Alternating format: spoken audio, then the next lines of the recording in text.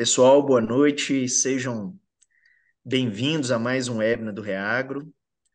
Hoje trazendo um tema diferente, né, para a gente discutir e quebrar uma série de paradigmas, né, que nós temos, que é a questão da sustentabilidade, da agenda ESG, o que isso pode gerar de oportunidades para o agro.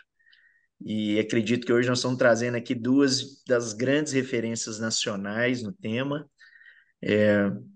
Prazer ter aqui conosco hoje o Arthur Falsetti, hoje é o coordenador do Comitê de Sustentabilidade do Reagro, tem trazido a discussão extremamente profunda e disruptiva, né, trazendo novos conceitos e uma nova ótica aqui para a nossa empresa, de como enxergar e como que nós podemos atuar, né, nesse pilar da sustentabilidade, enxergando aí oportunidades para as fazendas, oportunidades para toda a cadeia, né, ligada ao agronegócio. Arthur, com experiências internacionais, já foi diretor executivo de um grande projeto agropecuário aí do Mato Grosso do Sul e hoje está à frente aí da Secretaria de Meio Ambiente do MS do Mato Grosso do Sul e tracionando essa discussão da sustentabilidade aí em várias frentes. Então, Arthur, obrigado, viu? Prazer estar aqui com você. E ao lado aqui também da Juliana. Juliana, toda vez que eu estou entrando no Instagram dela, tem um novo prêmio nacional que ela tem ganhado. Eu já fiquei até desatualizada, que ela participou há menos de um ano atrás de um webinar das mulheres do agro que a gente realiza, e ela tem ganhado novos prêmios de lá para cá. Então, Juliana, um prazer estar aqui com você. Juliana é cafeicultora, é a gestora aí da Fazenda Santa Bárbara, e tem realmente acumulado prêmios aí de destaque nacional pelo trabalho que ela vem desenvolvendo com foco na sustentabilidade. Ganhou em 2022 destaque no Congresso Nacional Mulheres do Agro, depois ganhou a Fazenda Mais Sustentável do Brasil e há poucos dias atrás o Prêmio Nacional do Sebrae Mulheres de Negócio. Então, realmente tem feito um trabalho espetacular, ela vai contar um pouco para a gente. Então, não tenho dúvida que nós estamos falando aqui de duas pessoas que estão com a mão na massa, aplicando no dia a dia os conceitos aí de sustentabilidade e as oportunidades da agenda ESG aí para o agro. Então, obrigado, Juliana, obrigado, Arthur. Já quero passar a palavra em seguida para vocês e para quem está conosco a primeira vez, pessoal, nos webinars, nós temos um momento onde o Arthur e a Juliana vão trazer as experiências, né, para vocês, mas nós criamos um outro momento de interação. Então, momento final do nosso webinar, vocês podem fazer perguntas e participar de uma discussão interessante aqui com os dois. Quem já tiver perguntas desde o momento inicial aqui da nossa conversa, por favor, podem usar a caixa Q e A, tá? As perguntas da caixa Q e A são dois balãozinhos, não é no chat, é no Q e A. Elas serão direcionadas para o Arthur e para a Juliana aí no segundo momento. Então, fiquem à vontade. Para nós é uma alegria estar podendo tratar desse tema realmente que tem norteado várias discussões aí nos últimos anos e que com certeza vai estar na pauta e precisará estar na pauta das fazendas, das ações técnicas, do planejamento dos projetos, porque realmente é uma tendência aí, um caminho sem volta. Arthur e Juliana, fiquem à vontade, a palavra está com vocês. Eu entendo que começaremos com Arthur e em seguida passando a palavra para a Juliana. Positivo, Arthur? Vamos lá, pode ser assim. Combinei. Você sabe que aqui no governo a gente normalmente combina o jogo antes da reunião, né? Então eu combinei com a Juliana como é que ia ser o jogo antes, Bom demais. para não ter surpresa.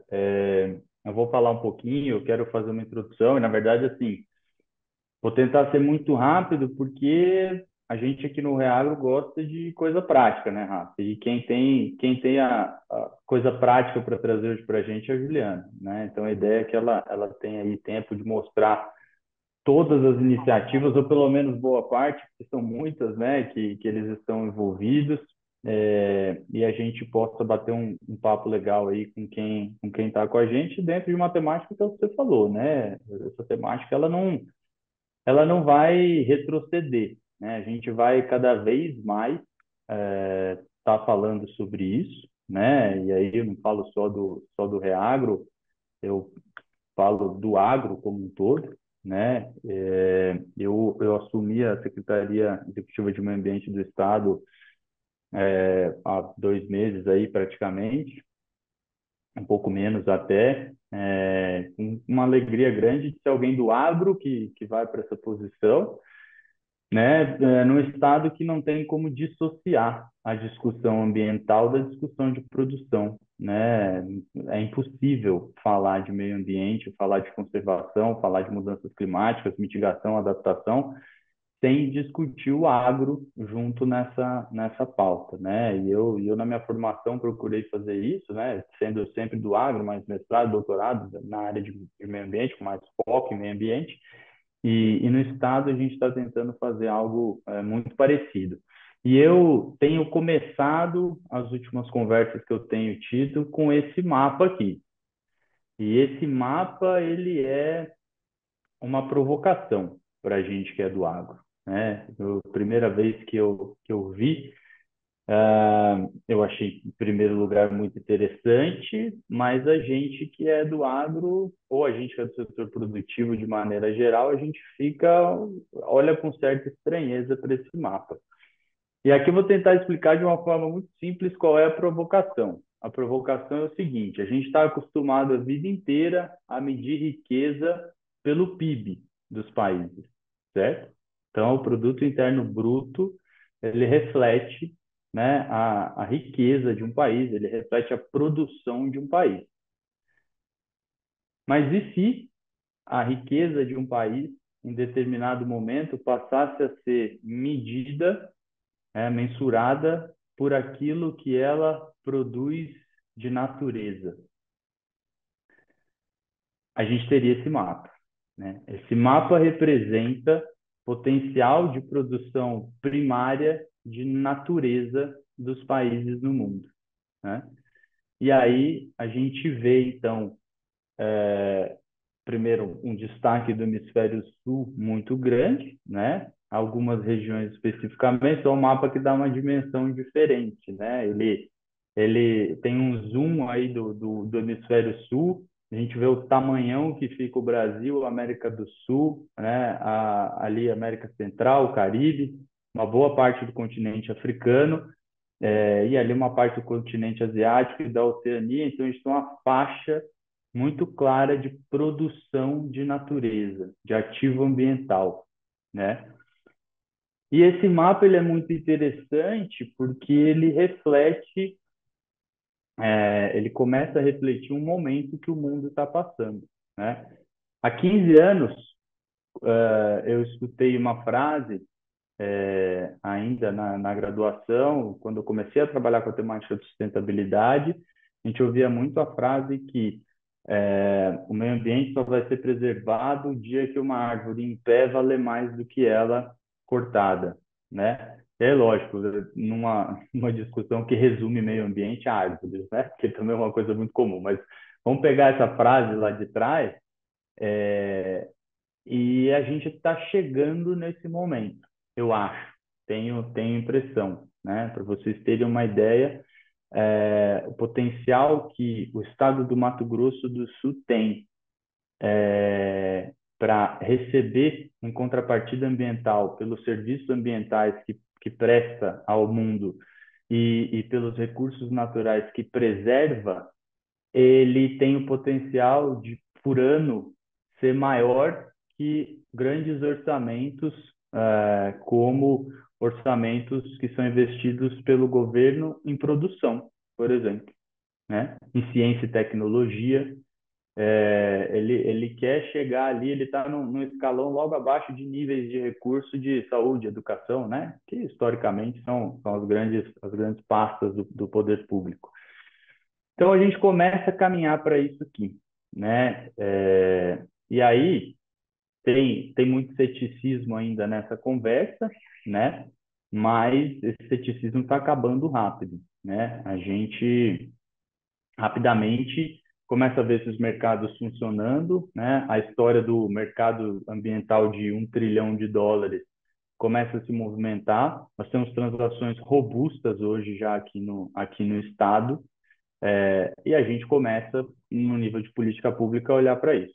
E aí eu acho que a gente precisa, no agro, no nível de iniciativa privada, começar a olhar para isso também e entender para onde esse mundo está indo, para onde ele está caminhando e como que a gente vai juntar, né, a produção e conservação, porque conservação passa a ser mais um produto da nossa pauta de produção. A natureza passa a ser mais um produto na nossa pauta de produção.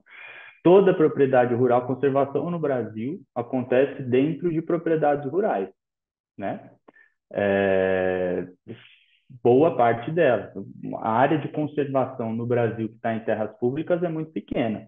A conservação no Brasil acontece em propriedades privadas, e aí nós estamos falando, quando a gente fala em propriedades privadas, a gente está, mais de 90% disso são propriedades rurais, né? Que tem como sua principal atividade a produção de alimentos.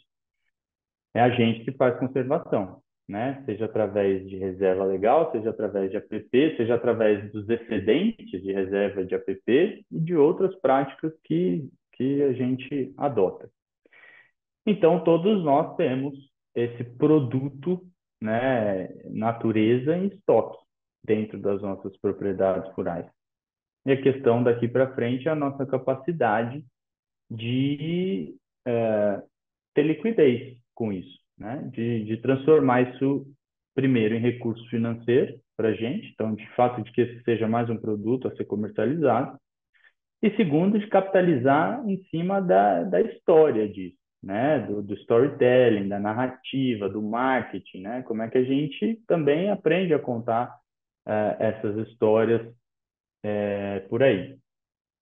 Num setor que sofre uma pressão muito grande, né? E que desde sempre está relacionado aí com essa história das mudanças climáticas e tudo mais.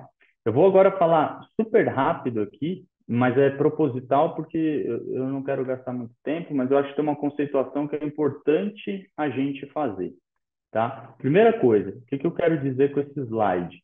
Tá? Os nossos antepassados, né, nosso antepassado aí mais distante, mas também mais próximo de nós, né, do ponto de vista de se parecer com o Homo sapiens, é o Homo habilis. Então, surgiu há 2,5 milhões de anos. Um pouquinho mais para frente na história, a gente tem o Homo erectus, que é o nosso antecessor aí direto, né, e que começa a apresentar algumas características mais próximas do Homo sapiens. Mas é só há 70 mil anos, num planeta que tem bilhões de anos, que surge o Homo sapiens, ou seja, que nós aparecemos nessa história e nessa equação, né? Isso quer dizer o quê? Que dentro da história do nosso planeta, se a gente resumisse toda a história do nosso planeta em 24 horas, nós teríamos aparecido na história aí às 23h48. Ou seja, na história do planeta, nós estamos aqui só há 12 minutos, né? E só há 12 minutos foi suficiente para o Homo sapiens determinar a forma como o mundo seria organizado, né?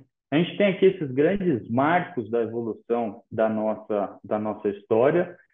Eu não vou um por um aqui, tá? Mas duas coisas muito importantes que eu quero dizer com relação a esses marcos. Em todo o momento de evolução do mundo, a atividade agrícola teve papel central. E isso é muito importante, por quê? Porque isso ajuda a gente a entender por que o nosso setor sofre tanta pressão dentro dessa temática ambiental, por que a gente não consegue se esquivar dessas discussões e principalmente o porquê que a solução passa por nós, né? Nós somos parte da solução, muito pouco parte do problema. A nossa atividade ela foi fundamental ao longo da história da humanidade, né, na construção daquilo que a gente entende como mundo hoje, porque foi a agricultura que permitiu com que o ser humano se fixasse. E foi a fixação do ser humano que permitiu o surgimento das cidades, das civilizações, da expansão dos grandes impérios, da descoberta do mundo como ele é hoje, e tudo isso culmina há 200 anos com a Revolução Industrial, que é um momento muito importante da nossa história e é onde começam todas as discussões, tá? Eu vou passar rápido isso aqui, mas a mensagem que eu queria deixar era essa, né? As duas mensagens. Primeiro, a nossa atividade agrícola, ela é fundamental na construção do mundo que a gente, do jeito que a gente conhece hoje. E é por isso que a gente vai participar dessa discussão, tá? É impossível isso não acontecer. Aqui a gente precisa rapidamente falar de emissão, tá? Emissão de gases de efeito estufa, esse é o padrão mundial. Importante dizer, ele é muito diferente do padrão brasileiro de emissões, tá? E aí isso põe um tempero a mais nessa discussão quando ela vem para o Brasil, porque de fato, no nosso padrão de emissões, tá? O setor agropecuário e o setor de mudança de uso do solo tem um papel muito importante, mais do que no mundo como um todo, porque no mundo, como vocês estão vendo aí, a gente tem essa linha vermelha, são as emissões derivadas do setor de energia, né? Combustíveis fósseis principalmente, e a gente tem mudança do uso de solo lá embaixo naquela linha verde, né? E a linha azul aí, a do topo, é o total, tá? No Brasil, esse padrão é o oposto. A gente tem agropecuária e mudança de uso de solo lá em cima, e a gente tem energia aqui, combustíveis fósseis aqui embaixo. Então, mais uma vez, de alguma forma, nossa atividade agrícola está no centro da discussão. Isso aqui é desde quando a ciência olha para efeito estufa, olha para a temperatura do planeta e olha para essas questões que são todas discutidas hoje, tá? Então, isso começa em 1820, quando a atmosfera é descrita e começa a ser explicada, isso vai avançando, né? E aí tem um marco aqui muito importante, que é, aqui, não sei se vocês estão vendo a minha setinha, mas acho que estão, deixa eu pegar o apontador aqui, é, que é quando a gente começa, além da medição de temperatura que a gente tem desde 1850, a gente começa a ter a mensuração do CO2, né? Mensuração direta de CO2 na atmosfera. E aí, quem entende um pouquinho de estatística, olha aí essas duas linhas, sabe que existe uma correlação posta. Então, não é um tema novo, mas é um tema que ganhou notoriedade, né, um pouco mais recentemente, especialmente depois da década de 70. E é um tema que agora tá aí, tá na mídia, tá dentro dos governos, tá dentro das nossas propriedades, com certeza. Muita gente que está assistindo aí, que trabalha no nosso setor, tem lidado com essa temática aí no dia a dia, né? Como é que tudo isso afeta o agro?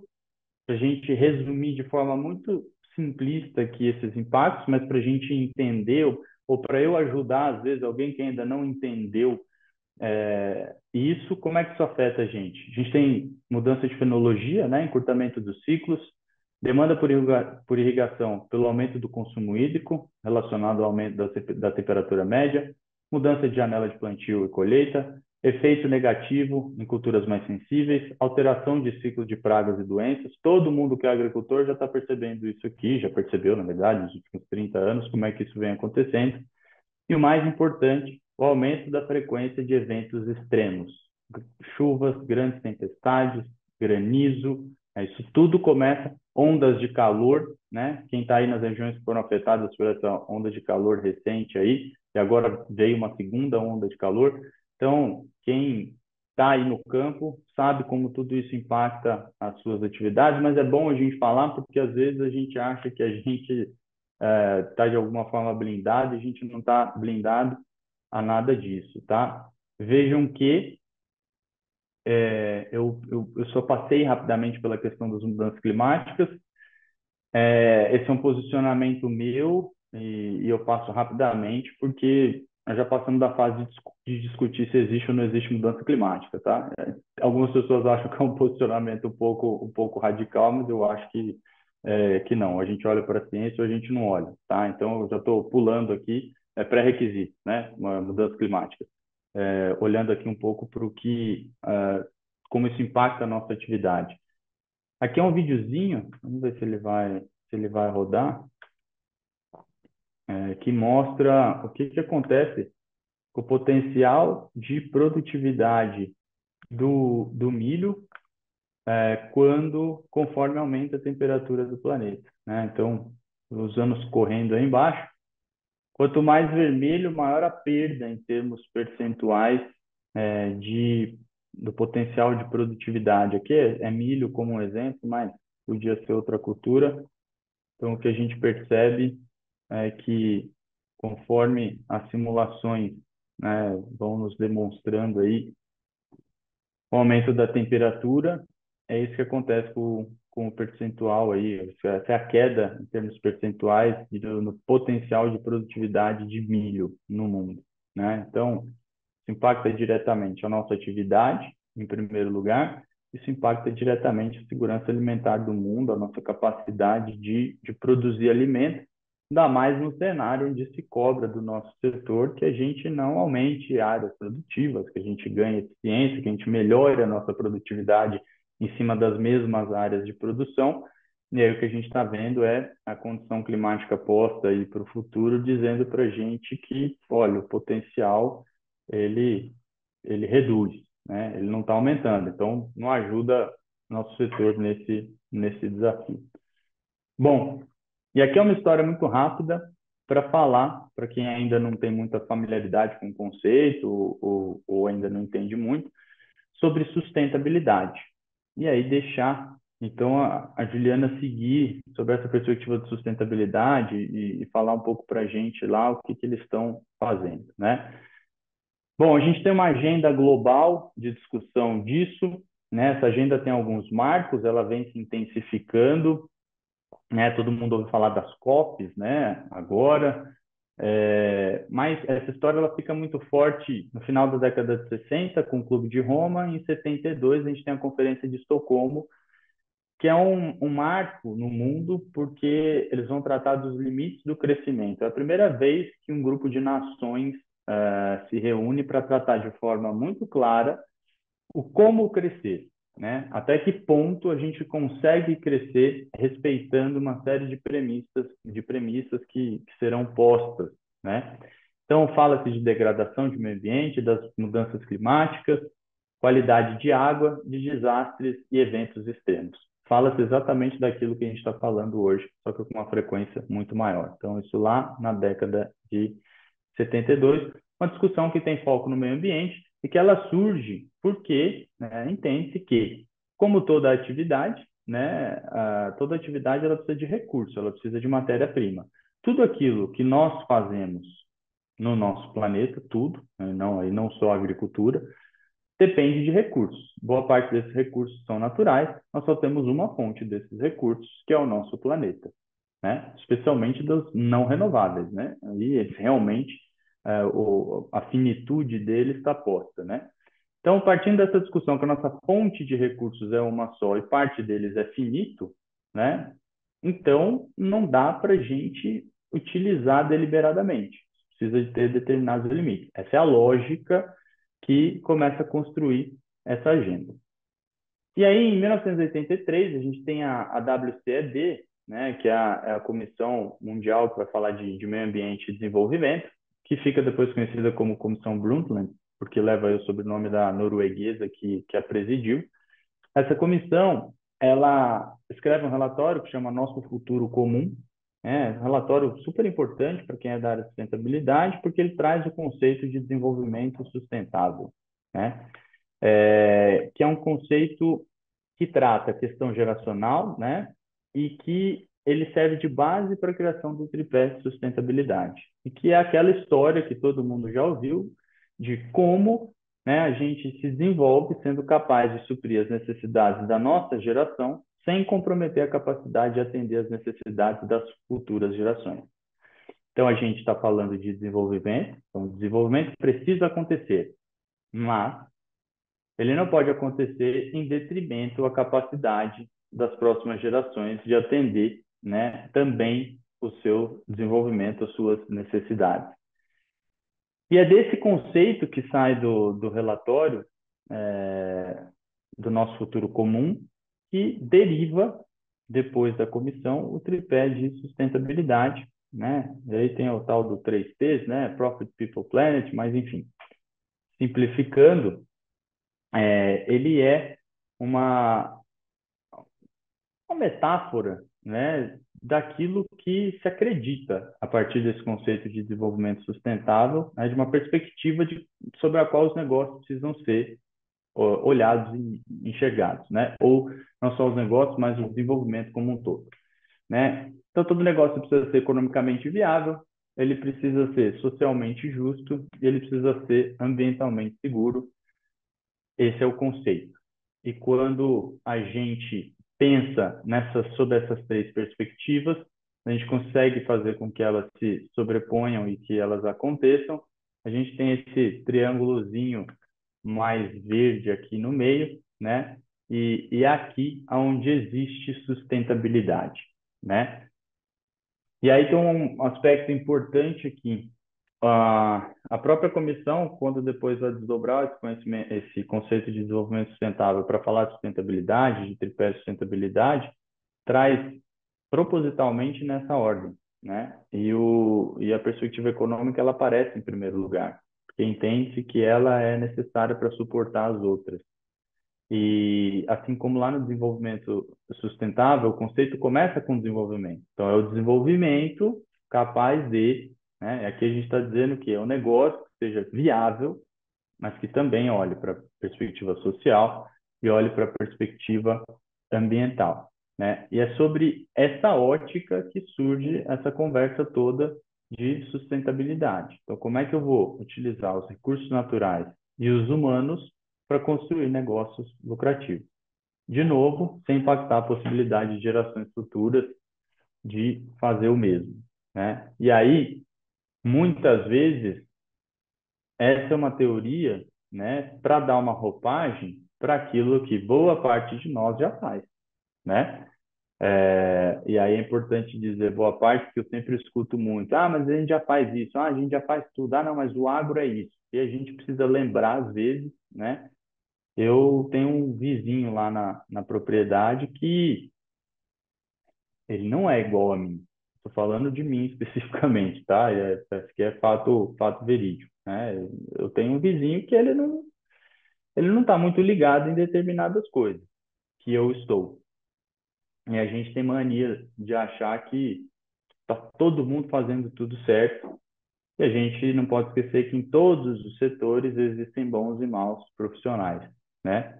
E no nosso setor não é diferente, né? Então, eu sempre brinco, principalmente quando eu estou junto com as federações, com os sindicatos rurais, moçada, precisamos parar de defender quem faz coisa errada, porque às vezes é um, são dois, e por conta deles, são eles que estão no jornal, são eles que estão tendo problema ambiental, são eles que estão tendo problema trabalhista, mas são esses três, quatro, cinco que atrapalham a reputação do setor como um todo, né? Porque aí do outro lado alguém vem e generaliza. Ah, o agro é isso. Não, o agro não é isso. O agro é um setor de gente que, como em poucos outros setores, se preocupa com as questões ambientais, se preocupa com as questões sociais, que depois de muito trabalho, consegue ainda ter algum resultado, né?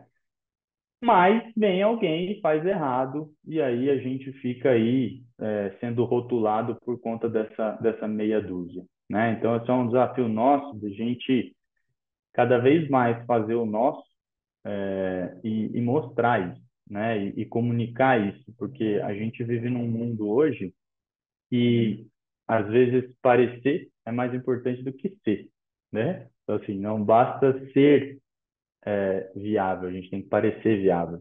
Não basta se preocupar com as pessoas, a gente tem que parecer que se preocupa com as pessoas, e não basta cuidar do meio ambiente, a gente precisa parecer que cuida do meio ambiente, né? E aqui não é uma conversa de se preocupar com a aparência, é uma conversa de, dentro da narrativa que é construída do setor, é a gente mostrar o que a gente está fazendo, porque a gente está fazendo muita coisa, né? E, e daqui para frente a gente pensar tudo que a gente for fazer cada vez mais nas nossas propriedades rurais, nas nossas agroindústrias, no nosso setor, cada vez mais precisa ser pensado essas três, sobre essas três perspectivas, né? Não cabe mais no mundo de hoje a gente ter uma visão extrativista meramente da atividade rural, porque os nossos sistemas não aguentam isso, eles não suportam isso e a gente tem que lidar com muitos fatores externos, né? E aí, isso aqui que eu mostrei lá no começo, que para a gente às vezes parece uma provocação, o desafio que eu quero trazer sempre para o setor produtivo é ver isso como uma oportunidade. É ver isso como uma oportunidade. Imagina o desafio que uma indústria tem, tá? Não vou nem falar da indústria de combustível fóssil, porque essa aí, ela tá, essa aí é a nossa cliente para sempre. Nós vamos ganhar muito dinheiro dessa tudo, tá? Mas assim, imagina o desafio que uma indústria tem num mundo aonde natureza, conservação, biodiversidade, proteção de nascentes, etc., etc., tem valor econômico. Imagina o desafio que uma indústria tem. A gente tem no quintal de casa. Todos esses ativos estão postos. Eu não conheço aqui as propriedades de vocês, o que vocês trabalham, o que vocês atendem aí, quem é técnico, quem é estudante, as propriedades que vocês visitam, mas eu garanto para vocês, absolutamente todas as propriedades que vocês conhecem estão envolvidas, tem conservação, tem biodiversidade, tem proteção de cursos d'água, tem etc, etc, etc. Agora é o momento da gente aproveitar essa oportunidade e botar esses novos produtos na nossa prateleira e ganhar dinheiro também com isso, porque até hoje foi só um passivo para nós, né? A partir de agora, isso é um ativo que vale para o mundo inteiro. E a gente vai, sim, pelo que eu tenho visto, pelo que eu tenho participado, a gente está indo para a COP agora em Dubai, fazer uma nova rodada de negócios, com os nossos créditos aqui do nosso programa de Red Mais, com o nosso programa de pagamento de serviço ambiental, que a gente já tem no estado e que já está indo para o seu segundo ano. Então, efetivamente, os produtores rurais começam a ser remunerados por essa natureza. Então, esse mapa aqui, a gente não precisa. Quem tem que ter medo é quem está laranjinha e amarelo nesse mapa. A gente só precisa olhar isso aqui como uma oportunidade e começar a se preparar para surfar essa onda. E tem gente que já está surfando essa onda, já pegou ela e está aí um pouquinho mais para frente, como é o caso da Juliana, e a gente vai ouvir um pouquinho agora do que ela tem feito e como um pouco disso que eu falei acontece na prática. É com você aí, Juliana. Olá, boa noite a todos. Parabéns, Arthur. Muito bom escutar, né, onde nós estamos hoje, né, nas questões ambientais. Vou compartilhar aqui meu slide para a gente continuar esse bate-papo aí. Também vou tentar ser breve. Vocês estão conseguindo ver? Sim. Bom, Estamos sim. aqui, então vamos lá. É, só marcar aqui meu cronômetro. Bom, eu sou a Juliana, aqui da Fazenda Santa Bárbara, no Cerrado Mineiro. Sou produtora de cafés, eu acho que o painel tem pessoas de todas as áreas, né? Somos uma fazenda certificada, que eu acho que foi um grande diferencial de organização dos sistemas de gerenciamento em sustentabilidade, foi uma grande ferramenta também. Então, essas são as certificações que a gente tem aqui na fazenda. Sou farmacêutica de formação, acabei chegando no café em 2015 e assumi algumas lideranças de mulheres aqui na região do Cerrado Mineiro e sou embaixadora da região do Cerrado Mineiro também. Bom, um grande desafio, né, de começar a gestão em sustentabilidade na fazenda foi realmente se organizar. Então, a gente tinha muito, acho que o produtor, como o Arthur falou, eu faço isso, eu faço aquilo, né? A gente faz muita coisa e às vezes não se organiza ali, né? Ou não faz e não consegue ainda dar aquele pontapé inicial também, né? É um modelo que realmente não tem como voltar atrás, a gente evolui e mantém, né, a segurança alimentar, a seguridade também, né, a questão de saúde nos alimentos, e mantém uma sucessão mais equilibrada, né? Meus filhos vão pegar essa terra e ela vai estar fortalecida, aliada ao meio ambiente. Bom, então, dentro do desafio ESG, a gente tinha os pilares de sustentabilidade, tinha o setor econômico, a questão, né, dos combustíveis, da energia, de como a gente poderia melhorar essa questão também, olhando para a floresta, como que nós poderíamos também fortalecer a floresta aqui do Cerrado Mineiro, que é a nossa reserva, como essas parcerias também poderiam aliar a esses projetos que a gente queria desenvolver na fazenda. Então, tinha a parte social, plantio de árvores, algumas metodologias que nós queríamos implantar. Então, eram muitas questões, eu precisava organizar isso. E como que eu ia fazer isso, né? Então, acho que o grande desafio é que a gente tem, a fazenda, ela onera muito, né? Ações. Então, tem a questão financeira, e muitas vezes o produtor, ele cuida de tudo. Ele cuida do financeiro, ele cuida da equipe, ele que registra funcionário, ele que, às vezes, ele não tem tantas pessoas, uma equipe formada para fazer isso. No meu caso, era eu mesma, no começo. E eu tinha que conseguir organizar. Então, organizar foi o primeiro passo. E eu acho que tanto a ferramenta ESG quanto as certificações me ajudaram muito de ter aquele checklist para começar a organizar. Quando a gente conseguiu organizar esses setores, eu dei nome para o projeto, que chama Ecofarma Santa Bárbara Coffee. Era um projeto porque o nome, né? Na questão de organização, como eram vários setores que eu pensava, não só na floresta, mas na questão dos recursos hídricos, a parte do plantio ali com o café, o cuidado, os tratos culturais, então eram várias ações. Então eu nomeei para que a gente conseguisse desenvolver, planejar e monitorar aquilo que a gente estava construindo ali, que no início foi bem intuitivo, foram projetos que começaram de uma forma natural mesmo, por necessidade até. Então, dentro dos pilares da sustentabilidade, o segundo passo foi entender o que era importante para a gente, como que a gente queria produzir esse café, como que esse café chegaria na xícara dos nossos clientes. E então, esses três pilares que estão aí, qualidade, sustentabilidade e a seguridade, né, que é a segurança alimentar, a saúde, eram importantes para a gente. Porque eu queria que todo mundo bebesse esse café, meu filho, minha família, se sentisse seguro. Gostaria que ele fosse gostoso, né, que fosse um café de qualidade, que tinha seu lugar no mercado também, para os clientes, inclusive, mais exigentes. E sem a sustentabilidade, a gente não chegaria em lugar nenhum. Então, nós construímos esses pilares a nível de organização e de propósito, onde a gente queria chegar com esse produto.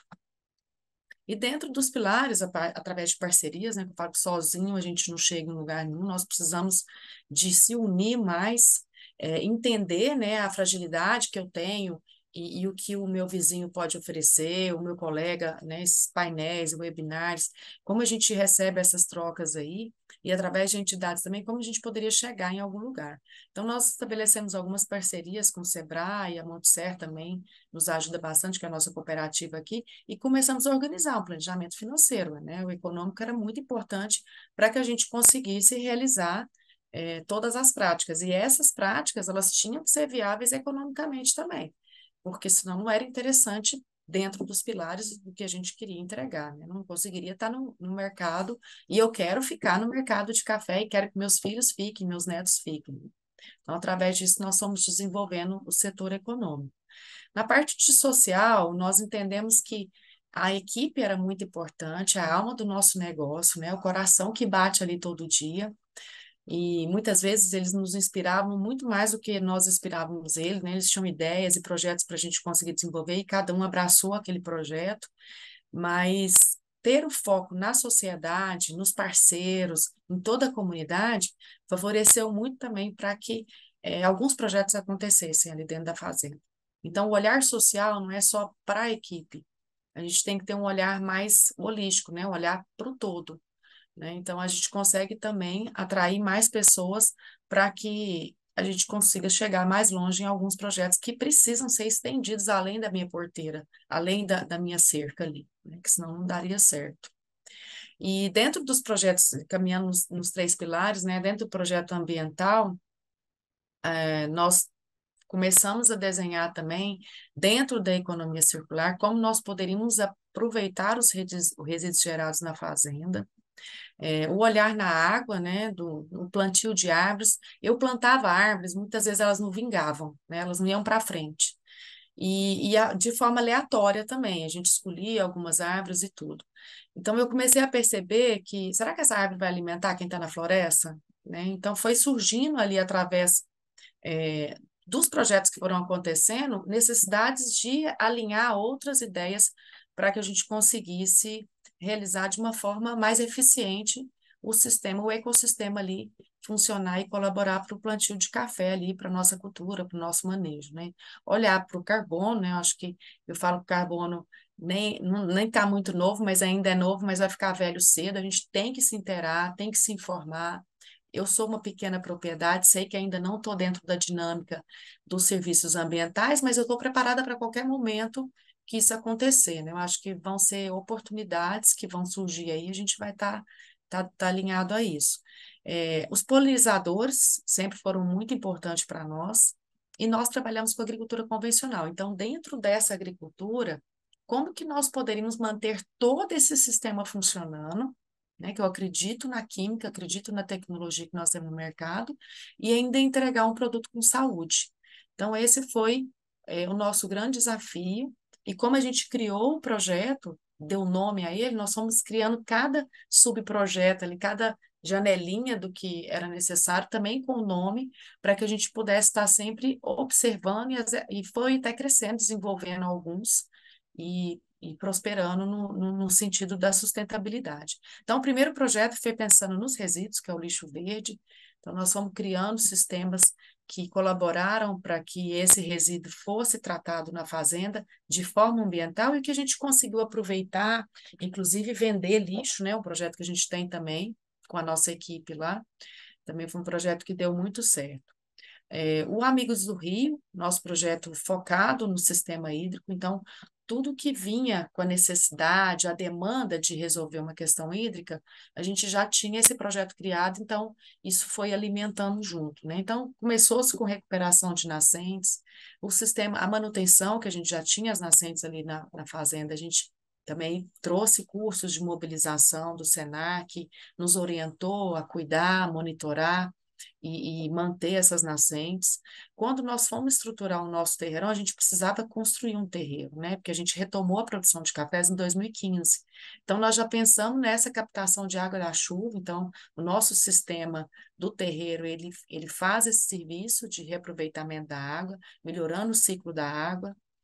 O objetivo de plantar, de começar com a agricultura regenerativa, com as plantas de cobertura no meio das ruas do café, foi justamente para diminuir a evapotranspiração, melhorar a complexidade desse solo.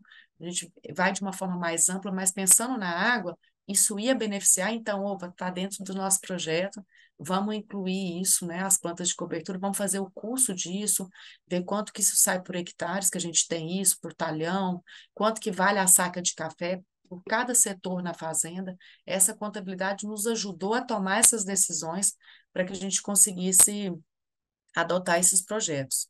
O uso de tecnologia, né? Hoje a gente tem a estação meteorológica, um sistema onde tem uma gama de informações ali, agronômicas, que vão nos ajudar nas tomadas de decisões de irrigação, para que a gente use a água de uma forma mais eficiente e econômica, né, e que aumente nossa produtividade, né? O grande desafio ali é trabalhar no sustentável e também gerar essa renda para a gente de uma forma mais eficiente. Com a agricultura regenerativa, nós tivemos muitos ganhos, né? Até porque a gente tem um projeto com abelhas na fazenda, então fortaleceu muitas abelhas, trouxe mais inimigos naturais, mas a agricultura regenerativa, ela vem trazendo muitos outros benefícios, né? A complexidade desse solo, como eu falei, a questão da água, né? Alimento para os polinizadores, diminuição da erosão e outros, além do incremento de carbono. A gente sabe também que as plantas de cobertura podem colaborar também com esse solo todo coberto, então isso beneficia muito. Olhando para o bioma, né, eu estou passando rapidinho, porque eu quero finalizar para a gente poder discutir um pouco depois, tirar alguma dúvida. Nós começamos com 3 famílias de abelhas lá, que é um projeto que a gente chama Ama Abelhas, né, Love Bee, e um dos nossos colaboradores faz parte, assim como esses outros projetos, sempre tem um dos colaboradores envolvidos, mas a gente começou hoje com 3 famílias de abelhas em 2018, mais ou menos. Hoje nós temos mais de 30 famílias de abelhas com ferrão e mais de 17 sem ferrão. Nós estamos identificando esses polinizadores, na fazenda, e também criamos juntos, né, a necessidade ali de plantar árvores, o Amigos da Floresta, que é a identificação de animais da floresta. Então, a gente começou a plantar árvores de forma mais consciente. Quem são esses animais que estão lá, quem são esses polinizadores e como nós podemos realmente introduzir espécies que vão se adaptar àquele meio ambiente. Né? Porque tem polinizadores que vão fazer o trabalho e tem animais que vão precisar daquele alimento que está produzido pelaquela árvore.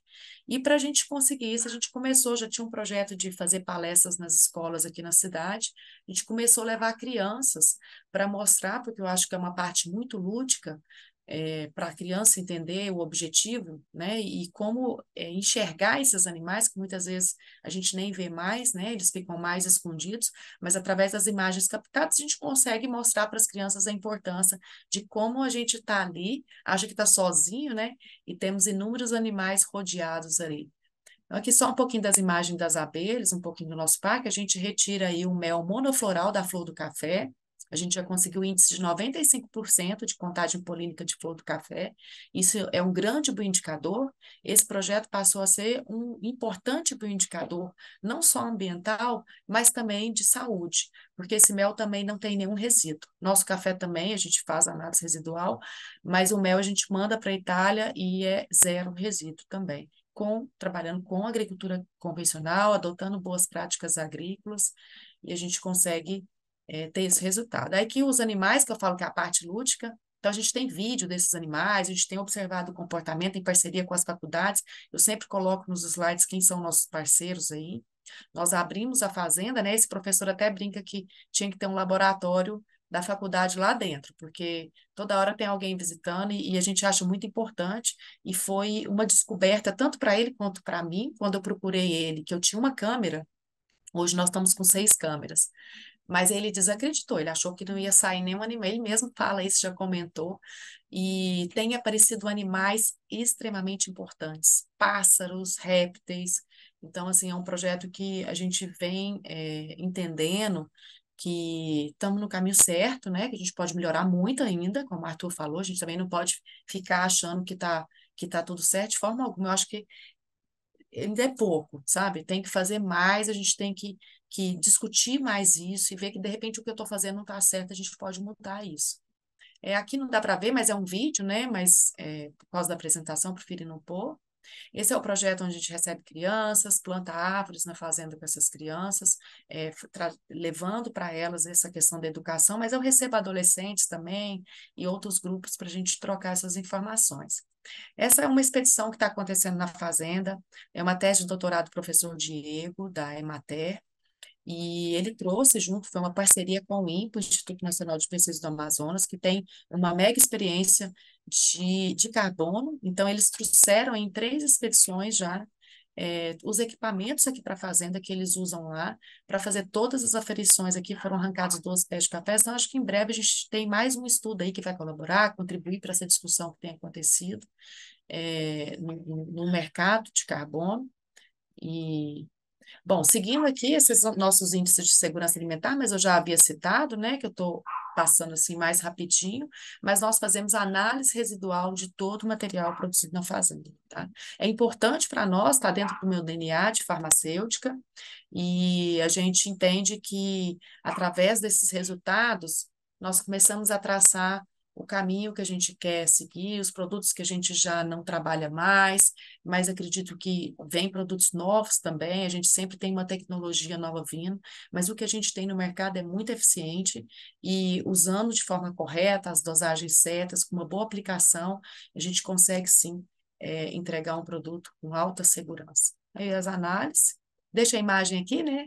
Quando nós começamos, eu falo assim, quando eu comecei não tinha organização, não tinha um projeto desenhado, não tinha escrito, não tinha nome, não tinha nada, mas a gente identificava, e muita gente que me conhece ou que escuta as minhas palestras fala assim, nossa, Juliana, eu faço tanta coisa que você faz, mas tá tudo muito perdido. Então, acho que o ISD vem muito para isso, né? As certificações, essa visão da organização traz, eu faço, mas organiza, escreve isso, coloca num projeto, desenha isso aí, conversa com a sua equipe, mostra para eles o que está acontecendo, porque a gente consegue monitorar, a gente consegue ver os resultados, e consegue traçar um norte, né? Olha, a gente está fazendo isso e está sendo legal. Vamos fazer isso também, que pode incrementar e acrescentar.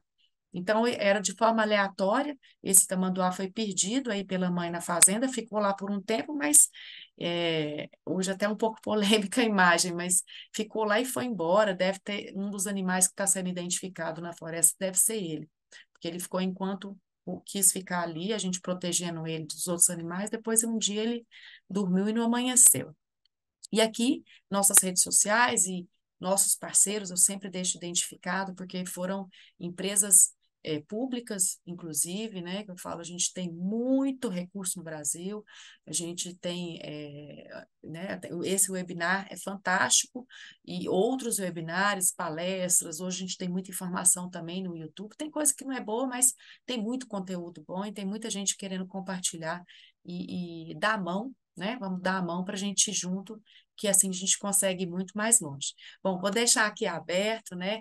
Obrigado, a Reagro e o time da Reagro aí pela oportunidade, e fico sempre à disposição e vamos partir para o bate-papo, que eu adoro conversar também. Vou fechar a apresentação aqui. Muito legal, Juliana. Parabéns para você, para o Arthur. Uma das premissas do Reagro é ser aplicável, né? Mais aplicável do que isso aí, eu não Pronto. discordo. Então, acho que está coerente com a nossa proposta, né? Mas muito legal, viu, Juliana? Inclusive, já começaram a aparecer algumas perguntas, eu estou com elas aqui do celular, eu só vou dar um recado muito rápido e fiquem à vontade também se vocês quiserem dar uma olhada aí na caixa do QIA para as perguntas, mas uma delas é interessante, é uma pessoa que está à frente do desenvolvimento da pauta ESG na empresa em que ele atua, né? E a pergunta principal dele é: que dica que vocês dão para que as atitudes que ele está pensando e que outros produtores pensam conseguem ter notoriedade, né? Conseguem ter credibilidade, assim. Como é que eu consigo fazer o marketing disso para eu inspirar outras pessoas ou usufruir desse movimento, né? Eu acho que a Juliana mostrou alguns pontos, mas fica essa como primeira pergunta. Eu só quero rapidamente reforçar alguns pontos. Várias pessoas entraram aí no decorrer da nossa palestra. E, pessoal, fiquem à vontade, tá? Para quem não esteve conosco no início, a caixa QIA, ela é de lá que nós vamos selecionar as perguntas e direcionar para o Arthur e para a Juliana. Então, qualquer dúvida que vocês tenham com relação à abordagem dos dois, fiquem à vontade, tá? Eu só vou passar um recado, 1 minuto, já passo a palavra para eles para essa primeira pergunta que eu fiz, tá? E aqui, trazendo para vocês aí o conceito do Reagro, né? O Reagro, desde o seu início, né? Estou no Reagro há 14 anos e vejo o quanto a gente está preocupado em trazer algo que realmente transforme a vida das pessoas por meio de um conhecimento mão na massa, né? A gente pega todos os conceitos, conhecimentos técnicos, as inovações, as tendências e queremos trazer isso de maneira que realmente vocês consigam implantar nas fazendas dos seus clientes ou nos seus próprios negócios e que isso realmente transforme os seus resultados. E esses são os pilares para a gente conseguir fazer isso, isso que nos trouxe até aqui, né? Isso é frase de um dos sócios da empresa, que nós estivemos sempre preocupados em valorizar a ciência, o compromisso com a aplicabilidade, vem muito a calhar aqui com a experiência do Arthur e da Juliana, a cultura de dados para tomada de decisão, e o foco no resultado do cliente. E é muito legal que tanto a fala do Arthur, que veio trazer os conceitos de que ESG tem que dar dinheiro também, a Juliana reforçou isso, né? Então, como enxergamos uma tendência, né, para o agro, somente o agro brasileiro, eu acho que os dois vêm trazendo também essa preocupação de que isso consiga realmente gerar resultados financeiros e rentabilizar aí o negócio de vocês. Algumas perguntas no chat, ela é de praxe, se esse conteúdo ele fica disponível Nós temos o YouTube em uma semana, esse material, o evento na íntegra vai estar disponível no YouTube, assim como todos os webinars do Reagro, os webinars especiais como esse, os webinars da área de grãos, né, cereais, leite, corte, café, gestão, além de uma série de outros materiais, aulas de degustação, cases de fazenda, depoimentos de alunos. Então, hoje estamos nos consolidando como o principal canal de conhecimento do agro brasileiro. Fiquem à vontade, Reagro Agronegócio. E nas plataformas, os nossos Instagrams, temos o Reagro Agronegócio e os Instagrams específicos das áreas de atuação, leite, corte, café e grãos. Sintam-se convidados aí a seguirem também com uma série de postagens aí, conteúdos de alto nível aí, diariamente, ok? E aqui só reforçando, dentro do nosso conceito de ensino, de educação no agronegócio, os nossos dois principais pilares, né, os nossos treinamentos, que hoje atuam em vários níveis aí da cadeia, das cadeias, né, pegando desde os gestores, donos de fazenda, técnicos e o pessoal da operação, funcionários, treinamentos aí da área técnica, da área gerencial, para as pessoas que atuam na pecuária leiteira, pecuária de corte, produção de grãos, café e na área de gestão. Então, quem quiser mais informações sobre os nossos cursos, por favor, o Arthur está de plantão para atendê-los, ok? Não E sou aqui o eu, outro. hein? Como é que é? Pô, é outro Arthur. Ah, é outro Arthur. É outro Arthur. Verdade, verdade. E aqui o nosso outro pilar da área de educação, que é o nosso trabalho da consultoria. Hoje os nossos técnicos também atuam nos 4 segmentos, fazendo aí desde um diagnóstico da fazenda, plano de negócios e uma atuação aí próxima dos empresários, nas frentes de gestão econômica e financeira, gestão de pessoas, gestão patrimonial, sucessória e na parte de governança. E aí a Camila está à disposição para atender quem tiver mais dúvidas aí sobre o trabalho da consultoria do Reagro, ok? Juliana, te passo a palavra, você está com a mão levantada aí, fique à vontade. Eu não vi que eu estava com a mão levantada, não. Mas pode Aqui, começar. mas tá valendo. Aqui. Vamos lá. Olha, eu acho que para a gente primeiro tem que entender se está dentro do que você é relevante para você, está dentro do propósito, as ações que vocês vão implementar. Porque eu não vou trabalhar com abelha se não é uma coisa que eu quero, né? Não estou falando, não sei o seu projeto, a pergunta que fez, né? De qual área que ele estaria falando. Porque quando a gente fala em sustentabilidade, até o nome é grande, né? Você tem que pensar o que você quer focar, o que a sua cultura precisa, né, ali na produção. Então, primeiro, entender se está dentro do seu propósito, o que você acha que é relevante para a fazenda. E depois se organizar. Depois que você começa a desenhar isso, eu até deixei assim, apresentei sobre isso. Foi a primeira vez que eu até falo como que o meu projeto foi desenhado. Eu sempre conto sobre o projeto, mas não falo como eu comecei, né? Primeiro eu pus nome nele. E aí, dentro dele, foi surgindo, a demanda que foi surgindo, eu já fui pensando de como eu poderia fazer aquilo de forma mais sustentável. Aí eu preciso de cuidar da questão dos resíduos, né? A gente estava com um problema lá, precisava de trocar a fossa que era antiga. Isso foi bem no comecinho, quando eu assumi a gestão. Não, tem um sistema TPVAP, tem um sistema da fossa séptica ambiental, e junto a gente pode fazer o ciclo da bananeira, que cuida das águas de cinza que vem das torneiras. Então a gente instalou ali e criou. Ah, que legal, a gente precisa de pensar nesses resíduos. Aí eu comecei a pensar, na cidade tem quem cuida, aqui na fazenda eu sou 100% responsável por esse resíduo, em tudo. Então, devolver embalagens, tudo faz parte do projeto. Esse projeto precisa desenvolver, né? E eu não preciso só devolver embalagem, eu posso gerar outras coisas ali dentro que vão beneficiar para esse tratamento de resíduo, né? Como a gente fez.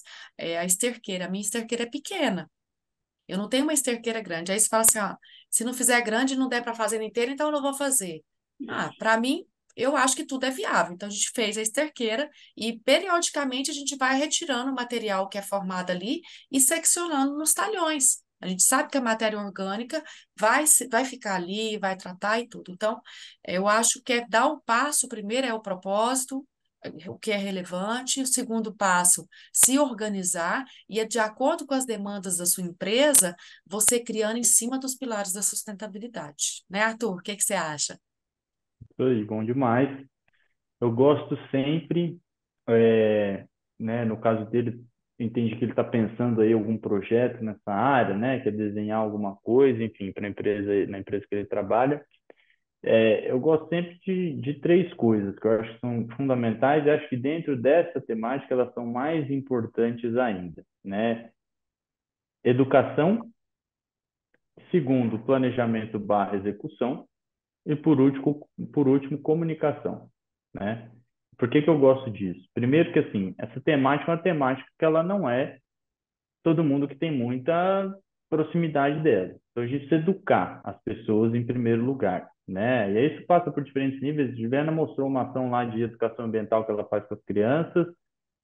A gente precisa fazer educação para dentro da empresa, né, e para fora da empresa. Então, educar em relação a essa temática é muito importante, porque senão a gente corre o risco de não ter adesão simplesmente por desconhecimento, né? O cara não sabe do que a gente está falando. Seja de, como diria o Clóvis, seja de comer ou de passar no cabelo, né? Então, assim, como é que a gente educa as pessoas em relação a essa temática?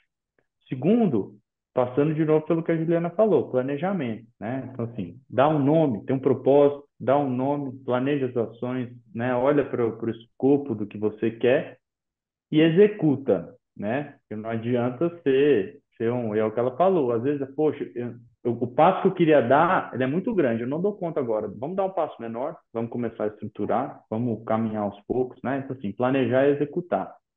E comunicação, que nessa área é muito importante, né? Porque é o que eu falei lá atrás, às vezes não basta fazer, tem que parecer que a gente está fazendo. Então a gente precisa, na verdade, isso é importante com tudo. E o agro, a gente é ruim de comunicação em geral, né? A gente é muito ruim. O que a gente apanha porque a gente é ruim de comunicação não está escrito.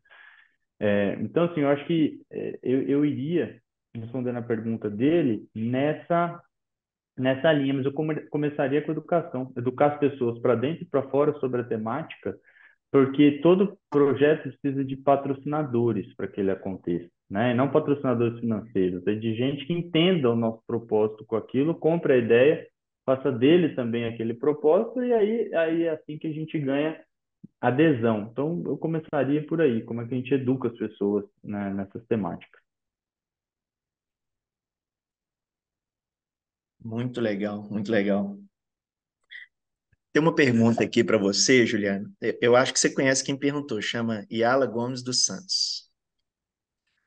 Ela perguntou, Ju, como tem sido o impacto dos projetos da Fazenda na vida de outras pessoas e de outras propriedades, né, do entorno? E, e depois ela faz uma declaração aqui, que é uma grande amiga, enfim, mas você podia comentar um pouco o impacto que você tem visto na região? Olha, eu acho que a gente começa a fazer ali meio, que eu falei, intuitivo ali, né? Então foi acontecendo, o projeto foi crescendo, eu vi a necessidade de organizar isso. E hoje a gente já está com vizinhos, inclusive, envolvidos ali. Então aparece um cachorro, tá todo mundo preocupado com os animais que estão lá, que a gente tem animais que correm um risco, né? Animais. A gente começa a passar a foto para os vizinhos ali, ver de quem que é esse cachorro, né? Como que isso apareceu aqui? É de alguém? Para ver se está ali na proximidade, que esses animais são acostumados com o que está ali na floresta. Mas às vezes vem um de fora. Então você já vê que há uma mobilização ali do que está acontecendo. E muita gente visita a fazenda. Então, eu consigo receber, compartilhar. Eu também visito muitas fazendas. Eu acho que aqui na nossa região, e o café também tem um pouquinho dessa ligação, da gente ver o que o outro está fazendo, vem cá e fazer essa experiência, né? Trocar. Que o agronegócio em si, se unir muito, a gente vai muito mais longe, né? Mas esse impacto, ele vem sim. Eu acho que quando a gente está fazendo, a gente compartilha, o outro faz, compartilha, é uma fonte que cresce, porque muita coisa ainda a gente está aprendendo, né? Tem muita coisa nova, tem muita coisa acontecendo. E com as questões climáticas, como o Arthur deixou muito bem claro, né? O produtor está ficando meio assim, a florada já não foi igual a de 2015, 2016, né? Hoje eu estou tendo 3 floradas. O ano passado eu também tive isso. Então, assim, para mim é novo. Pode ser que para um produtor antigo que eu estou falando até nem faz o caso, mas a gente sabe que isso está acontecendo. Então, é importante comunicar, né? O Arthur falou a questão da comunicação do marketing, mas comunicar entre si também fortalece o agronegócio, fortalece a cafeicultura e fortalece minha fazenda. A partir do momento que eu falo, escuto o que o outro está falando, a gente consegue aplicar novas práticas e ter bons resultados, né? E saber o que não deu certo também. Então, acho que impacta, sim, com certeza, comunicar é o melhor que a gente pode fazer hoje. Legal. Eu tô dando uma olhada nas perguntas aqui, Juliana e Arthur, e quando a gente traz algo que ainda não é usual, né, nas fazendas, a turma tem sempre a dúvida do primeiro passo, né? Que eu entendo que o Arthur trouxe aí 3 pontos fundamentais, né? O planejamento, a execução, a comunicação. Mas tem uma pergunta aqui da Marilene, falou assim, ó, qual que é o primeiro passo para eu conseguir uma certificação? Quem que eu procuro? O que que eu preciso Uhum, ter? Que documentação tirar? Acho que isso é importante para quem está querendo iniciar um processo desse na fazenda, né?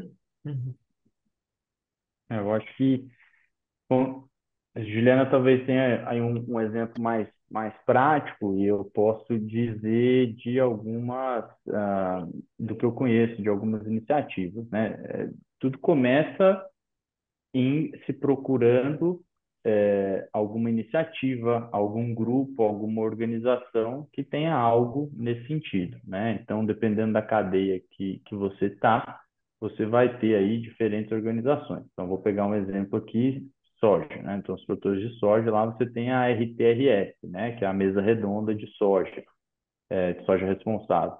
A RTRS tem uma certificação. Café tem várias. Aliás, eu acho que café é a cadeia de produção que tem mais certificações disponíveis no nosso país, com certeza. No mundo também deve estar por ali. Você tem cana-de-açúcar, você tem Bom Sucro, que certifica. Quem está aí no setor florestal tem o FSC. Então, existem organizações que tem como escopo atuar na certificação de propriedades, né? E aí, todo o processo de certificação começa com um diagnóstico, né? Com adequações dentro de um padrão estabelecido, né? Por essa certificação. E aí você tem sempre uma auditoria de terceira parte, que é uma empresa especializada em auditoria que vem auditar a aderência desse padrão em relação ao que você tem na sua fazenda e dá o seu aval para que daí aquela organização emita a certificação. A minha dica é tem que ir atrás, tem que entender, não acho que, e aí eu acho que tem que ter um propósito, não é ter certificação por ter, né? Qual certificação eu quero, por que que eu quero aquela certificação. Acho importante também olhar para a rentabilidade, né? Ainda existem certificações hoje no mercado que aquilo que você consegue ser remunerado adicionalmente por essa certificação não paga nem os custos da própria certificação. Acho que e a gente está nessa transição. Por outro lado, já tem certificações que com produtos reconhecidos e você consegue ter uma rentabilidade com esse produto super legal. Eu acho importante também ficar de olho nisso para não ir para o lado da certificação só por ir, né? Tem que agregar alguma coisa para a gente. Legal. Juliana, quer contribuir também com a sua experiência aí na certificação? Mas é o que o Arthur falou, realmente procurar uma empresa certificadora, né? Hoje as cooperativas também, Arthur, estão fazendo grupos de Hum. certificações, empresas também fazem grupos, né? Que isso facilita o custo. E eu era daquelas que brigava para vender o café certificado. Então, você tem que também conhecer o mercado. Aí eu vou certificar, mas para quem vai comprar esse café certificado? Porque tem um certo investimento, não é alto também, né? Eu sou, igual eu falei, eu sou uma pequena propriedade, fazendo conta, é viável, sim, porque a gente já tem que se adequar às questões, às leis que são geridas ali para a empresa rural, né? Então, dá para fazer sim, mas eu acho que é se inteirar de qual fazenda, qual a área agrícola que você trabalha, quem são as empresas certificadas e, principalmente, quem vai comprar esse produto, quanto ele vai pagar. E aí, no começo, não foi muito bom, né, no primeiro ano, mas no café houve uma virada de chave ali. A gente hoje vende com valores agregados à certificação e tem se tornado um negócio bem interessante, com uma rentabilidade muito boa para nós aqui na fazenda. Muito interessante, Juliana. E aí, aproveitando esse ponto, eu tenho uma pergunta aqui sobre crédito de carbono, mas aí uma provocação para o Arthur, que está numa região agrícola, né? Pecuária muito forte.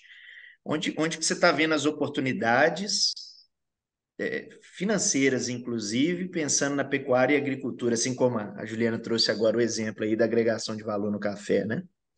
Legal. Pecuária é um mundo de oportunidade, né? Principalmente.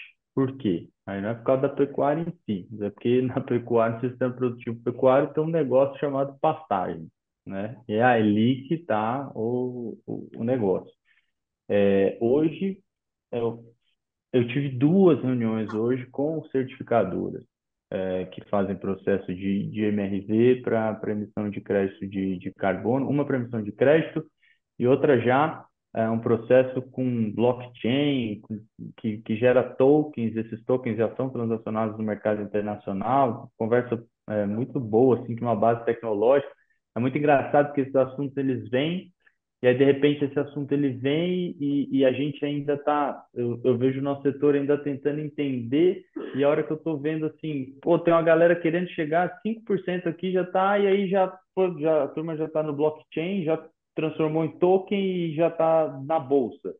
E aí eu falo assim, meu Deus, como é que eu pego esses caras e levo eles daqui para lá, né? Porque eu estava tentando fazer eles entenderem o que era crédito de carbono, e agora, de repente, nós estamos assim, a gente assinou um contrato com os caras e em uns projetos super legais que eles põem o dinheiro na frente, eles fazem o investimento e ganham em cima, ganham um percentual da transação lá na frente, ou seja, zero risco para a gente. Os caras assumem o risco de tanto que esse mercado eles têm que fazer isso, senão eles não conseguem trazer o produtor rural para dentro. Pastagem tem um potencial imenso, por quê? Primeiro, por conta do estoque de carbono que você tem no solo, quando você fala de pastagem, né? E segundo que todo projeto de carbono precisa de um elemento chamado adicionalidade, é o que você adiciona de carbono naquela área. Essa adicionalidade, é isso que você gera de adicional que você pega para vender, de forma muito simplista, né? E o que que acontece? Estima-se que no Brasil, né, a Embrapa tem esse número, perto de 90% da pastagem no Brasil, ela tem algum nível de degradação. Quando a pastagem tem algum nível de degradação, quer dizer que a gente não está tendo um balanço de carbono tão bom quanto a gente poderia. Então, a melhora dessa pastagem para que ela deixe de ser degradada gera adicionalidade. Então, melhora a pastagem, melhora a capacidade dela, né, de sequestro de carbono, e aí eu tenho adicional para vender. Então, em pecuária tem um mundo. Eu fui visitar semana passada um projeto aqui no sul do estado que em metade da fazenda, eles pararam com a pecuária, porque a receita que eles têm hoje do projeto da Liga Araguaia de crédito de carbono paga por ano para eles, por hectare, mais do que o que rentabiliza a pecuária.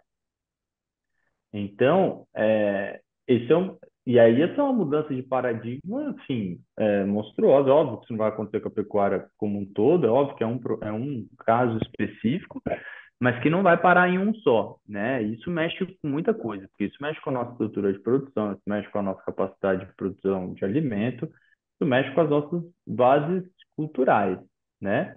A Juliana trouxe na resposta anterior dela a questão geracional, né? Assim, eu não consigo imaginar alguém que faz pecuária há 60 anos, que tem dificuldade que não cogita nem arrendar a fazenda, né? Porque está ali produzindo, sentar no sofá de casa e ficar recebendo crédito de carbono ao invés de produzir gado, né? Assim, um negócio assim, cara, isso não é muito intangível, né? Então é uma questão cultural aí muito forte, mas está rodando. Então, assim, pecuária, respondendo a tua pergunta, Pecuária tem um mundo de oportunidade.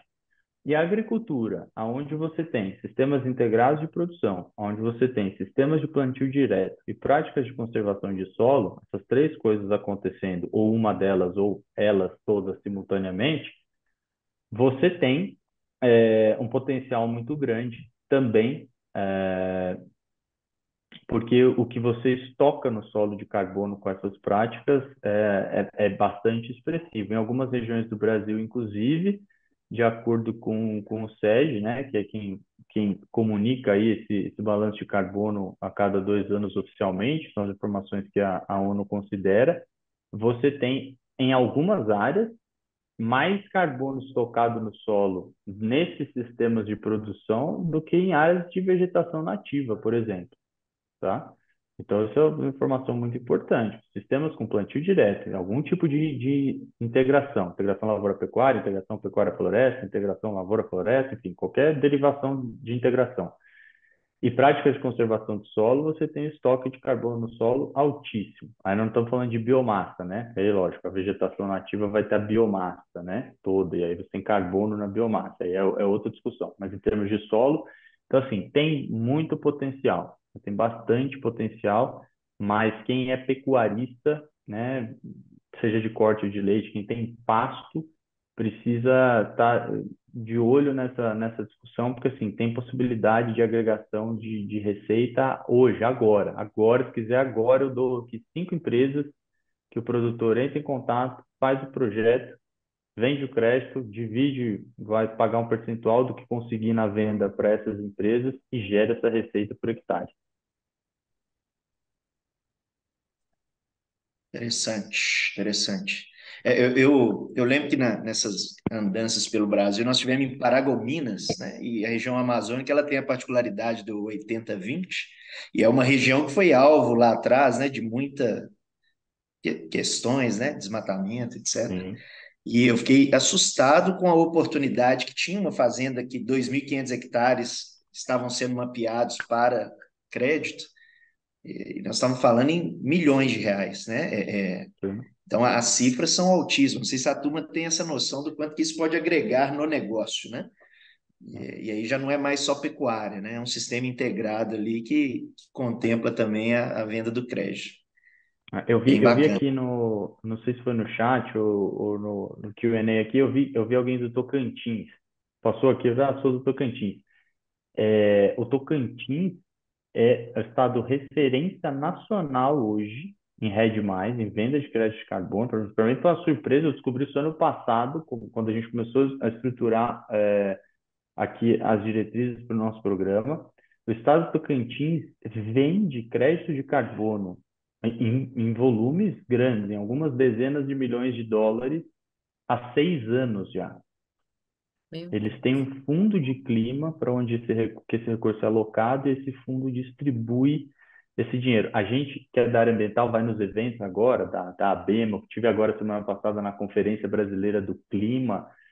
Nesse escopo ambiental, o Tocantins é muito engraçado, porque assim, onde eles vão, eles falam, ó, vamos fazer o projeto com o Tocantins. Tocantins tem dinheiro.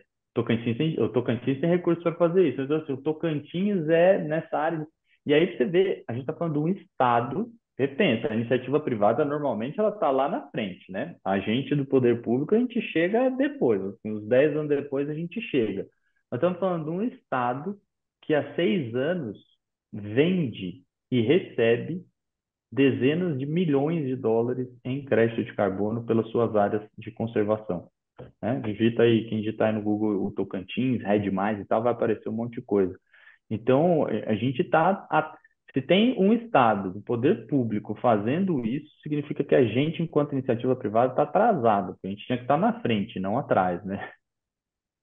O Arthur, só antes de finalizar aí sobre esse assunto, o tamanho da propriedade ainda é É um porque, limitante. pois é, eu vi isso, nós tivemos um painel aqui de carbono, aí a gente está como pequeno, né, ou se junta em Ah, grupo aí no futuro, né, mas eu vi que realmente é só para as propriedades grandes, né. é um limitante para o modelo tradicional de MRV, né, de mensuração. Então, você vai ter lá a Verra como certificadora principal no mundo e tal, é um limitante, porque tem um custo fixo alto o projeto. Para as novas empresas que estão no mercado, as startups e quem está trabalhando com blockchain, não é mais um limitante, tá? Então, você já tem pequenos projetos acontecendo, porque a tecnologia ajuda, assim, o custo cai a ponto de que a escala deixa de ser tão importante. Mas ainda assim, eu vejo no Brasil, assim, para o agro, isso acontecendo via as cooperativas. Ou Uhum. se de alguma forma as multinacionais como a Bayer, que tem boas iniciativas, conseguir juntar os produtores para isso. Mas tem uma empresa chamada Bluebell, que é uma empresa legal de pesquisar, tem uma outra que chama Wildlife, são empresas que trabalham com áreas menores, porque usam blockchain, porque usam outra tecnologia e tem esse modelo de você não precisar botar recurso na frente, eles são remunerados lá só no resultado do projeto e tudo mais, e isso facilita o pequeno a participar. Aí, falar de tamanho de propriedade no Brasil é complicado, né? Eu falo, pequeno, cada um no estado do Brasil agora pensou num tamanho, né? Do que é pequeno. Mas, assim, eu tenho dois projetos aqui no estado na casa dos cento e poucos hectares. O nosso estado é super pequeno, tá? Mas e antigamente era impossível, tá? Eu me lembro quando as conversas começaram a ganhar um pouquinho mais de corpo há 2, 3 anos, quando a gente conversava com o MyCarbon, com o Regrow, etc., deles falarem 30, 40 mil hectares, pelo menos. Então, a gente já tem hoje aí 100, cento e poucos hectares, alguns projetos rodando. Muito bacana. E aí, aproveitando, Arthur, quando você começou a falar do crédito carbono, veio a pergunta falando assim, "Ô, e se eu quiser começar amanhã, quem que eu procuro? É o Arthur? Não, não é o Arthur. Não é Mas o Arthur, não é o Arthur, depende, qual Arthur? É, pode, eu ajudo, estou aí, já fica o meu contato para todo mundo, estou à disposição, mas assim, precisa procurar uma empresa que faça MRV, tá? Então, aqui, eu facinho falo para vocês da Bluebell, falei agora, Wild Selva, vou escrever no chat aqui os nomes. A Regrow, mas aqui já pensando em projetos um pouco maiores. Tem a Taxo, que é uma empresa do Rio que ajuda bastante, assim, ela não faz o MRV, mas ela faz o projeto para o MRV. Bom, só aí já tem quatro. E na internet tem muita coisa, tá, sobre isso. Então, assim, tem que procurar uma empresa que faz o projeto. Precisa partir de um projeto, é igual a certificação. Basicamente é isso. Precisa partir de um projeto, vai ser feito, construído um projeto, aí vem uma terceira de fora certificar isso, emitir esses créditos, e aí você tem o crédito para ir ao mercado e essas empresas auxiliam também a ir ao mercado, se vai para leilão, se é mercado voluntário, se é regulado, tem uma complexidade, não dá para. Precisa ter uma empresa junto aí auxiliando. Demais. Arthur. Nós estamos caminhando aqui para os momentos finais, mas veio uma pergunta, ela, para mim, ela é um conflito aqui, talvez, de conceitos e tal, que é falando assim, olha, cada vez mais o clima está sendo um desafio, praga está sendo um desafio, como é que eu consigo ser sustentável, né? Já que eu estou dependente aí de herbicidas, inseticidas, enfim, eu consigo, ou uma coisa não tem nada a ver com a outra, né? Na verdade, ser sustentável vai me ajudar a driblar essas adversidades, né? Eu queria ouvi-los quanto a isso. Olha, Tem uma. A Juliana falou ali, e acho que é legal ela falar sobre, assim, não existe uma solução para tudo, né? Problemas complexos demandam soluções complexas, e normalmente a gente vai ter que combinar várias coisas.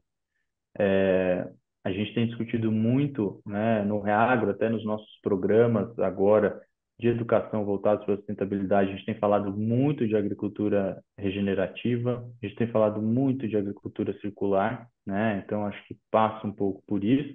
Mas é uma discussão do que vem primeiro, o ovo ou a galinha, né? Na verdade, eu entendo que essas práticas, né, elas tornam os nossos sistemas mais resilientes. E aí a gente está mais preparado para isso. Nós não vamos mudar o que acontece da porteira para fora, o que acontece lá no céu. Nós não vamos. Então acho que o desafio é estar mais resiliente. O que você acha, Juliana? Eu acho que as práticas elas beneficiaram para a resistência do café. O que a gente tem observado é muito novo também para nós, agricultura regenerativa, difícil de se posicionar como resultado, mas que eu observei nos últimos 2 anos tem sido muito satisfatório. Tá? A gente vai aprendendo muito sobre isso e eu já não uso, eu já não tenho resistência de alguns a rotacionar os produtos, né? Acho que tem inúmeras práticas que a gente tem ganhado no mercado nos últimos anos, como os bioinseticidas, que vai alinhando ao que você já faz ali, né, na agricultura convencional, eu trabalho com ela, e conseguindo ter um café mais saudável, a produção agrícola, né? No meu caso, o café, o que a gente tem observado é que as práticas sustentáveis abaixou os custos, né, da nossa produção, aumentou a produtividade e vem tornando a nossa cafeicultura mais resistente, mais resiliente, mais fácil de trabalhar ali no dia a dia. Aparece ser complexo, né? O sistema, quando você fala de um sistema sustentável, de tudo isso que eu falei, mas no dia a dia é o que a gente faz na fazenda mesmo, com algumas escolhas. Legal, super bem respondido, Juliana e Arthur. E aí eu queria até partir para esse momento final e deixando vocês muito à vontade aí para trazer para a turma que está querendo conhecer um pouco mais. Teve gente perguntando aqui, Juliana, onde que tem acesso ao seu passo a passo, né? Um pouco da sua história, se quiser consultar lá de novo para poder começar também um trabalho. Teve gente aqui que perguntou sobre o doutorado do Arthur. Arthur, como é que eu faço para baixar seu doutorado? Então, a turma realmente está correndo atrás da informação, se vocês puderem ajudar aí com fontes bacanas, né, de informação pessoal. E aí, aproveitando, Arthur, na sua fala final, aí falar um pouco do trabalho do comitê, o que nós estamos buscando, né, que serão os próximos passos e soluções aí que nós vamos estar disponibilizando para o mercado. Mas, de antemão, Legal. eu queria agradecê-los pela disponibilidade sempre. O Arthur, a gente já conhece a rotina dele. A Juliana, eu estava acompanhando ela, ontem ela estava em Araxá, já está em Monte Carmelo, enfim. A gente sabe aí da rotina, mas sempre trazendo com muita energia, muito prazer o que você faz no seu dia a dia. Então, eu queria realmente agradecer. Foi um momento muito bacana aqui, muito prazeroso, tá? Mas queria deixar vocês à vontade aí para finalizar. Beleza. Rafael, bom, eu acho que a gente fica aí com o contato de todo mundo, né, que participou. Então, eu vou ficar no compromisso de conversar com a Bárbara, da gente enviar algumas leituras, alguns materiais, né, se Juliana disponibilizando a palestra dela também, acho que é legal a gente mandar isso e criar aí uma comunicação com quem esteve hoje aqui com a gente, porque tem muita coisa boa para ler, tem muita coisa boa para ver. Não perde seu tempo, não sei quem perguntou, não perde seu tempo lendo nada do que eu escrevi, porque eu te dou uma lista de 10 pesquisadores internacionais que escreveram coisa muito melhor e mais interessante na área. Meu orientador brinca muito com isso. Não percam um segundo lendo o que eu escrevi. Eu vou dar umas referências bacanas para vocês. Não, mas brincadeiras à parte, disponibilizo alguns materiais, sim, tem algumas coisas interessantes. A Reagro tem um comitê de sustentabilidade, né, onde a gente está discutindo a temática, onde a gente está entendendo como é que a gente vai se posicionar e qual é a jornada que a gente vai construir internamente e qual é a jornada que a gente vai ajudar ou está ajudando os produtores rurais, de alguma forma se relacionam com o Reagro, né, a caminhar. A gente tem um programa, desculpa, a gente está lançando agora programas na área de sustentabilidade, né? A gente já tem na área corporativa, agora a gente está trazendo para o varejo, então em breve aí vocês vão ver lá programas na área de sustentabilidade do Reagro, que eu acho que é uma forma bem bacana de entender o nosso posicionamento e a gente está à disposição. A Bruna está aqui, inclusive, assistindo. A Bruna é a nossa coordenadora de sustentabilidade. Nós temos uma equipe hoje trabalhando, né, nessa área que é transversal a todas as cadeias e a gente está super à disposição para ajudar produtores, técnicos, estudantes que queiram começar a olhar para essa temática com mais cuidado, queiram começar a navegar aí. Eu acho que é o tema do momento e mais que isso, é o tema do futuro, né? Então, eu olharia com bastante cuidado para isso. A gente que está na área aí tem visto a importância que isso tem ganhado, como é que os olhares têm se voltado para o nosso setor, né, nessas temáticas, e estamos à disposição. E eu fico aí no compromisso de mandar algumas referências bacanas aí para quem esteve hoje com a gente. Olha, eu deixei aqui a rede social também e meu Instagram, né? Pode me perguntar lá, me chama lá. Às vezes eu não consigo responder no dia, mas eu sou aquelas que tem um dia que pega e passa as mensagens todos um dia ali.